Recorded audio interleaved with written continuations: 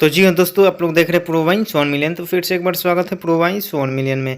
तो जी हाँ दोस्तों, आप सब बता दें कि अपने हिट मशीन खेसारी लाल यादव का भोजपुरी सिनेमा घर में ट्रेंडिंग स्टार खेसारी लाल यादव का धमाकेदार अपडेट के साथ में आज वो वीडियो में बात करेंगे, जो कि हम बता दें कि उनके आने वाले कुछ एक ज़बरदस्त गाने के बारे में बात करेंगे, जो कि वीडियो को ध्यान जरूर सुनिए। देखना पसंद करते हैं खेसारी यादव को और गाना सुनना पसंद करते हैं तो चलिए वीडियो को शुरुआत करते हैं। तो जी हाँ दोस्तों, सबसे पहले आप सब बता दें कि सोशल मीडिया पर खबरें आ रही है कि नीलकमल गिरी के साथ में खेसारी लाल यादव का एक और बहुत ही ज़बरदस्त गाना शूटिंग हो चुका है, जिसका टाइटल रखा गया है झुमका पर होने वाला है। और बहुत जल्द आप सब बीच में पोस्टर भी रिलीज कर दिया जाएगा। और साथ में बता दें कि आज सुबह 6:30 बजे गाना जो आया है बहुत ब्लॉकबस्टर हुआ है।